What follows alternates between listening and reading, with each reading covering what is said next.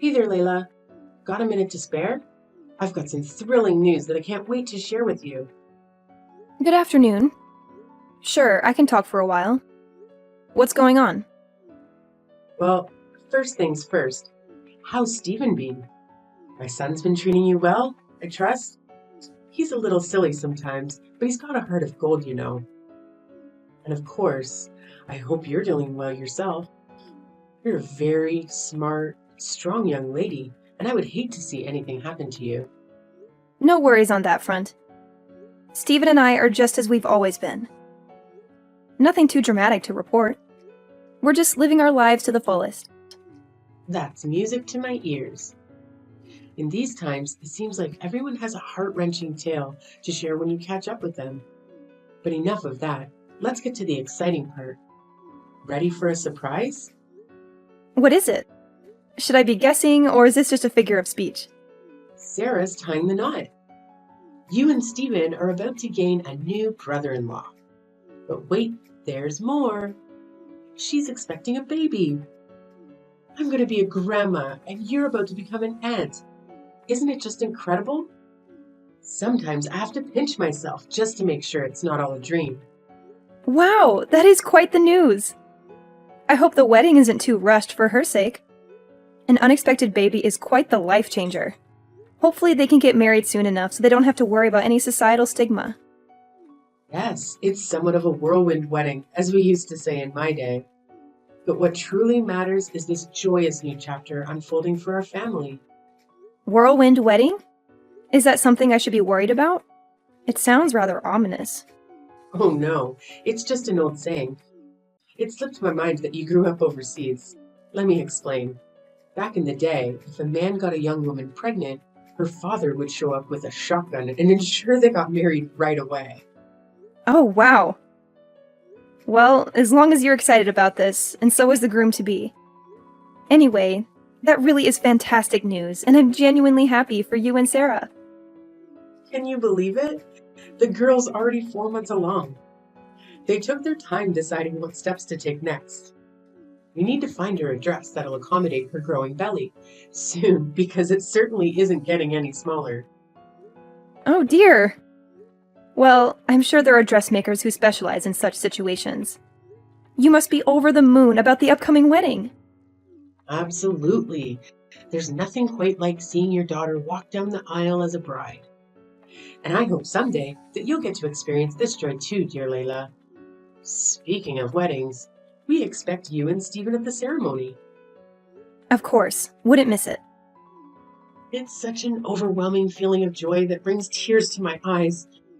It reminds me of when I first held Stephen in my arms. I can only imagine how that feels. Could you do me a favor and pass on this news to Stephen? Once we sort out all the details, I will forward them to you. You know how he struggles with texting, and I don't want to disturb him at work or during his time with you. He'll be thrilled to hear he's going to be an uncle. Good morning, Layla. How are you today? I'm still over the moon about the news, but let me get to the point. What did you tell Stephen about the wedding? He called me last night, and I was expecting him to be ecstatic, just like us. He was furious. I've never heard him talk to me like that. He wasn't just angry. He was confused and outraged even. He asked if we were joking with him. What's going on? Good morning, Tiffany.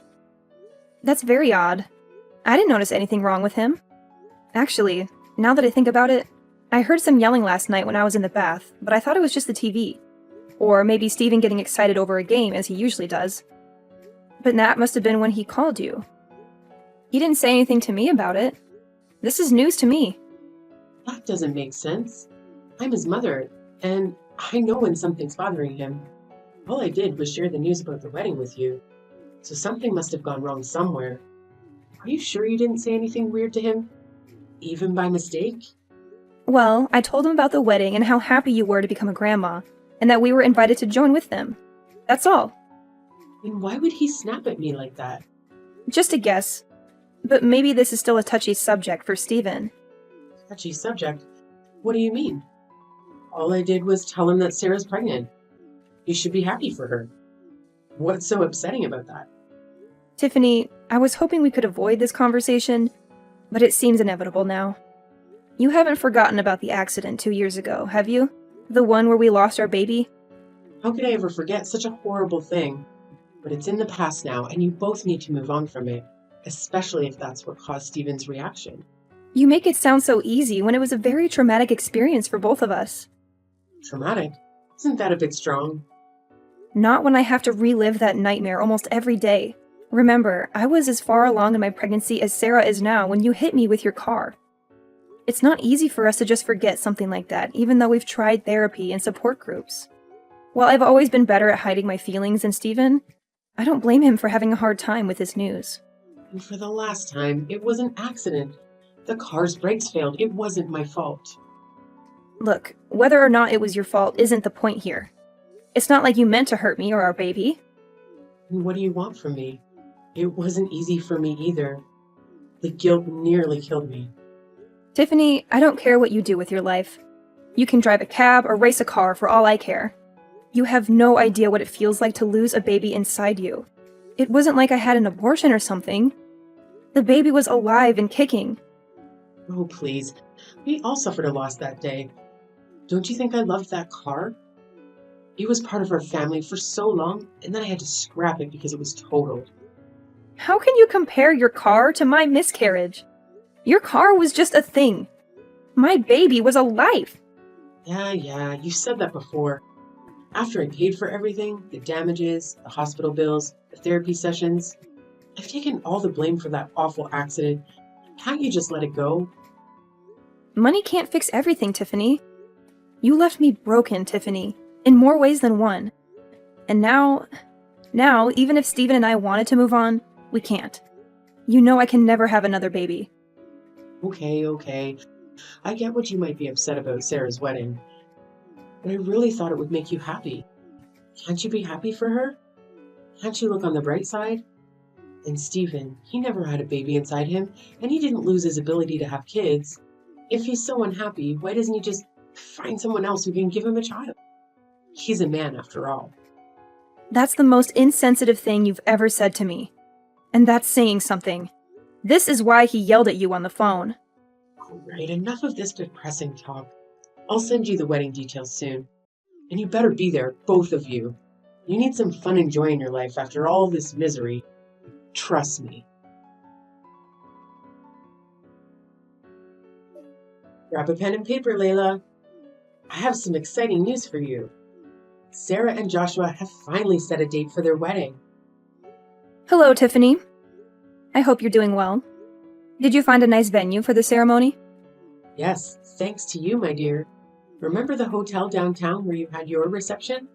The one with all the Art Deco paintings and sculptures from the 1920s? Well, they had an opening, and it's very affordable.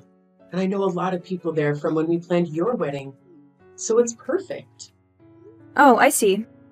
That will bring back some memories for Steven and me. Isn't it wonderful? Anyway, this is going to be a small wedding, so we're sending out fewer invitations. Which is fine by me. Wedding invitations can be so expensive. And it's still so much fun to plan a wedding, even a small one. It's one of the best parts of being a mother, don't you think? I suppose it is. So, when is the wedding? It's going to be the first Sunday of next month. Mark your calendar and don't forget. What's wrong? You don't have any work that day, do you? You know we talked about this a few weeks ago, but it seems like you're being very insensitive right now. What? What are you talking about? Oh, come on, not this again. How does this have anything to do with that accident that I've apologized for 1,000,000 times? You're being ridiculous, dear. Just tell me what it is.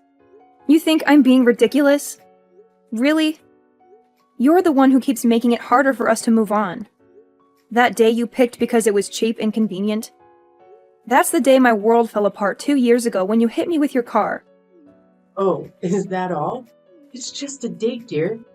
Don't you think it's time to make some new memories on this day? It's not that simple, Tiffany. You can't just erase what happened. The fact that you can't even remember, it's unbelievable. Oh, please. You're impossible to please, aren't you?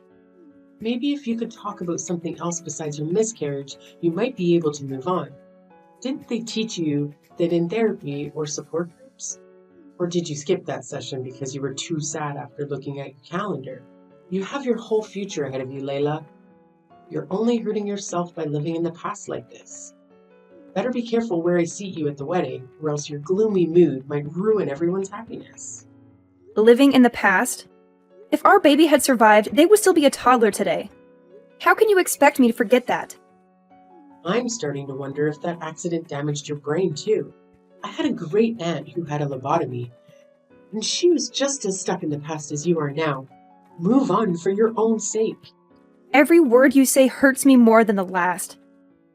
Great, now I'm responsible for your misery too? That's really unfair of you. You're the one who's at fault here. Moving on means finding peace, and that's why I've tried not to fight with you. Even when you ignore my pain or insult me, I still try to be civil with you. The last thing Steven or I need is more conflict over something that was an accident. So there you have it. I'm full of grief and anger, but I choose to treat you kindly, even if I don't feel any warmth towards you. Well, aren't you a saint or something? Probably wanted me to praise you, but all I feel is a headache coming on. Anyway, let's drop this depressing talk or your sadness will rub off on me. I want both of you at the wedding, no matter how you feel about the date. And do me a favor, don't wear a black dress. It's a wedding, not a funeral. Howdy, Layla. I'm not catching you at a bad time, am I? Hi, Tiffany. And no, it's a perfectly fine time to talk as any. What a pleasant surprise. I was worried you might be tied up with work or something. Not exactly. I mean, I'm working from home, but it's not super high priority at stuff at the moment. Oh, good. I'm glad you're free. That's one less thing I have to worry about. Is everything okay? Well, Sarah and Joshua just moved into a house. Perfect to raise the baby in. And of course, it wasn't cheap. That's why I'd really like for them to have a nice wedding gift that's going to help them along the way, you know? Sure, I can understand that. Anyways, what I wanted to ask is if you still had that money set aside from the settlement for you know what. What? Well, I was thinking of putting it to good use, so we have the funds to get them something really nice and memorable. You know? You didn't spend it all, did you? I haven't spent a single dollar of it. Don't worry. I've been saving it for a very special purpose I like to call revenge. Revenge? You better not mean against me, my dear. Is there something else I should be setting my sights on? If so, I'm not seeing them. You even know what the word accident means anymore? Or have you completely brainwashed yourself? Besides, no matter how badly you want to hurt me, it's most certainly not going to bring your child back. All you're going to do is reopen those old wounds of yours with that kind of thinking. You say that despite doing everything you can to stop me from being able to heal properly. That's why I need to get back at you. Not to make myself feel good, but to allow Steven and I as people and as a couple to move on with our lives. As a couple, please don't tell me you've roped my little Steven into all this too. My daughter-in-law betraying me is one thing, but to think that you've turned my son against me? I didn't turn him against you. You turned yourself against him with your horrible mindset, words, and actions. I'm the wounded one. You've hurt him badly too. That man has been grieving with the worst kind of pain and loss imaginable, and you act like he should just grow some thicker skin about it. I don't want to hear how you feel as a mother when you took away my chance to be a mother of my own and his chance to be a father. So, I've paid the settlement. I paid your bills. I've begged time and time again for your forgiveness. How is this not over yet? I've been able to move on from things just fine somehow, while you two seem to relish being emotional black holes.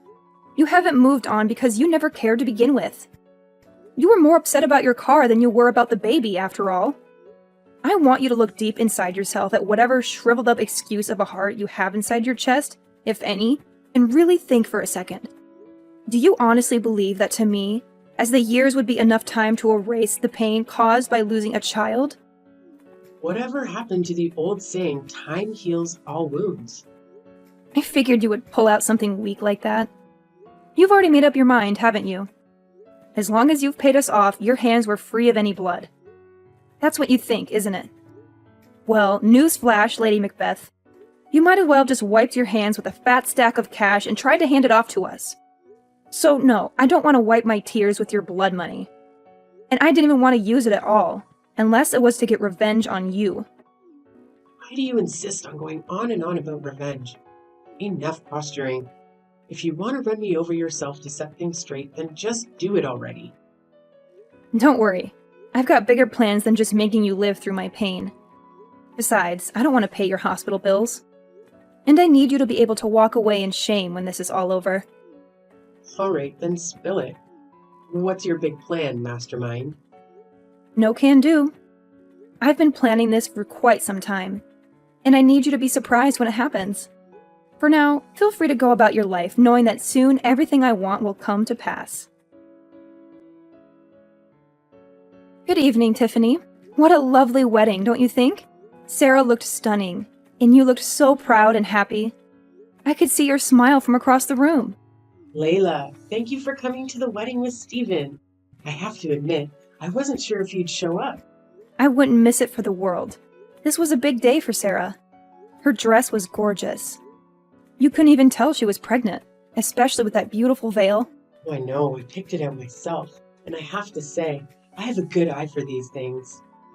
Now that we've exchanged compliments, can we get to the point? Point? I'm not here to chat about the wedding. There's only one reason why I'm here. To tell you that your time is up. This is the last time you'll ever hear from me in any way. I thought about confronting you at the reception, but this is easier. Sarah shouldn't have to suffer because of you. Is that so? How considerate of you. Believe me, it's for her sake, not yours. She deserves a happy life, unlike us. Besides, you told me not to bring up the accident at the wedding, remember? I'm just following your orders. Have you been careful lately? Watching your back? No. Why would I? Well, I don't know it would have mattered anyway. Ever since I woke up in that hospital bed, I've been planning my revenge in silence while perfecting my strategy to destroy you. You've been plotting against me all this time? Obsessively? Obsessively, indeed. Right after I got admitted to the hospital, I asked Stephen to hire a private investigator for us. What? Why would you need a detective? Wait and see. The important thing is that with the money you gave us, we were able to hire the best one in the business. He worked non-stop until a few days ago, and his 2 years of hard work paid off. Right now, I'm holding a report with his findings. Well then, what dirt did he dig up on me? Just a detailed analysis of your daily activities over the past 2 years, Tiffany. Nothing too surprising for you. My daily activities? What? You used my money to hire someone to spy on me? To stalk me? Indeed. It's amazing how many weaknesses can be found in someone's ordinary daily routines. How well do you know your own habits over these past few years anyway? Reading through this was quite shocking for me. But for you, it must be normal by now. This is some kind of prank, right? You don't really hire a detective. You're just trying to scare me into admitting something. Well, it's not working, Layla. Nice try. Sorry to burst your bubble, but this is no prank. As much as I would love to trick you into giving me what I want, my approach had to be thorough and foolproof. Yeah, right. By the way, your husband quit his job last year, didn't he? We haven't talked much about your life lately, but that detail caught my eye in the report. Well, you could have easily found that out from Stephen or Sarah. But yes, as a matter of fact, he did. He's got a new job at the History Museum across town that's treating him much better now. I'll have you know, most people can't find better work at his age. I thought as much. I know you're not lying about that. Mostly because that time frame lines up with a noticeable disturbance in your life's activities. Disturbance? You're the one acting disturbing. That's what I think. About that disturbance. I guess the best way to put it is that you're living more than just one life for yourself, aren't you, Tiffany? I have no idea what you're talking about. This means nothing at all to me. Not a single word you've said. Really? Let me give you a refresher then. Does this scenario I'm about to describe sound familiar to you at all? It's the weekend, and you tell your husband that you're going out with some girlfriends of yours. My guy knows better than that, though, and he is able to tell me what you're really up to. Picking up younger guys at bars downtown and taking them back to a cheap hotel room you've booked for the weekend. I almost lost track of the amount of times my gumshoe reported that same story back to me. Seeing it all compiled now, it really makes me think. Just what kind of woman are you, Tiffany? I have no idea what you're talking about. You don't know half of what you're saying either.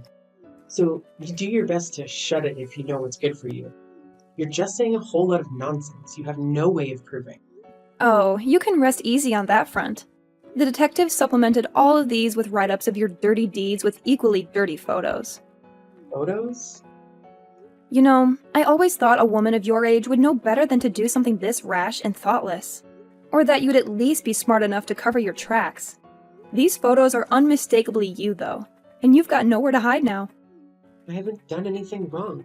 Sure, you have photos of me with some guy, but you have no idea what my intentions were. Oh, I don't think it takes much for me or anyone else to piece that together.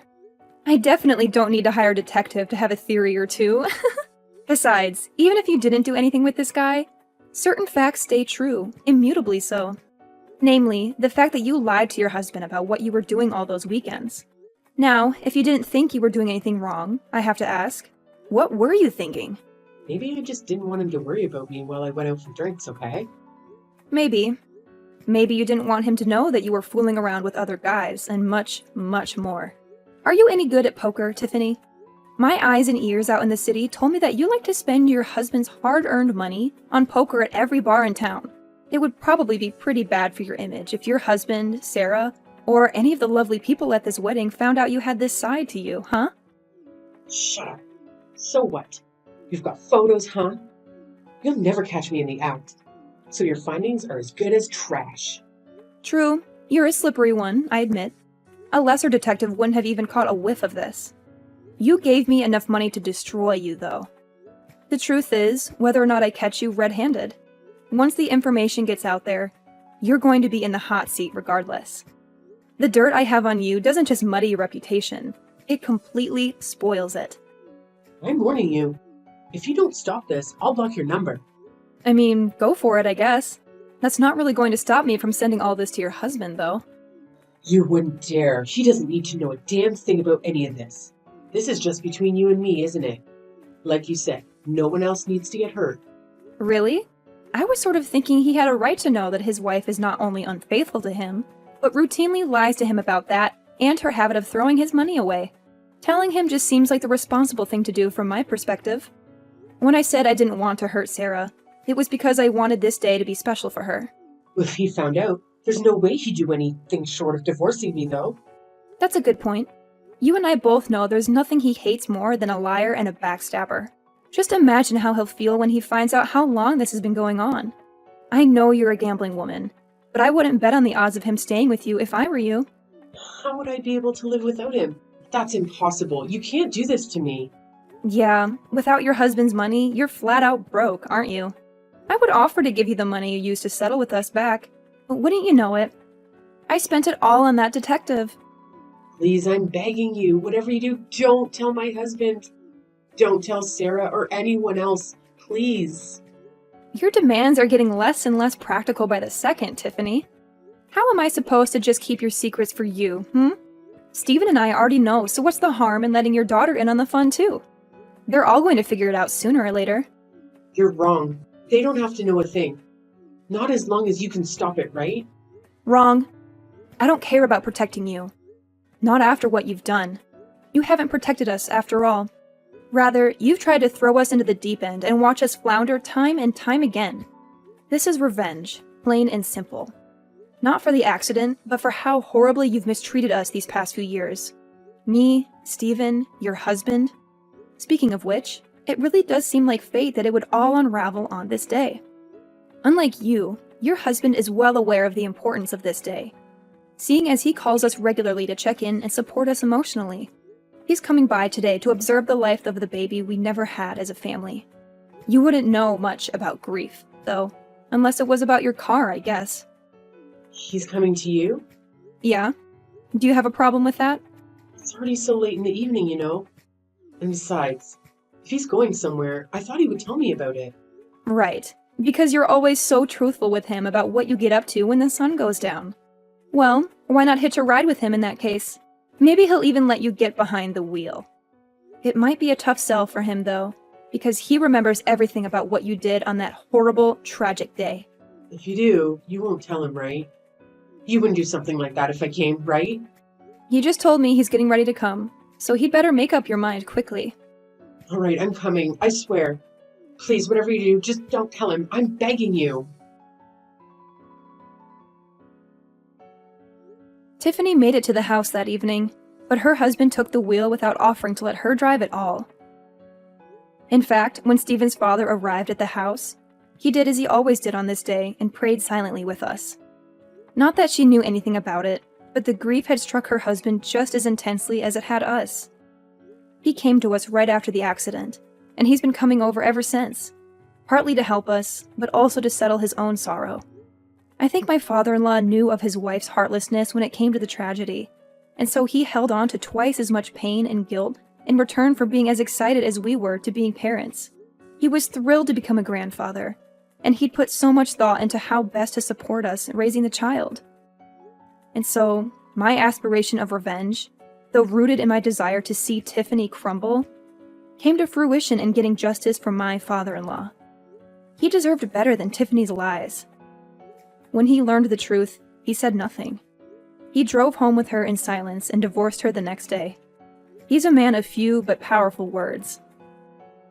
I can't imagine his anger and disgust. He called me a few days ago to say the divorce was done, and Tiffany was living in a dump near her poker clubs.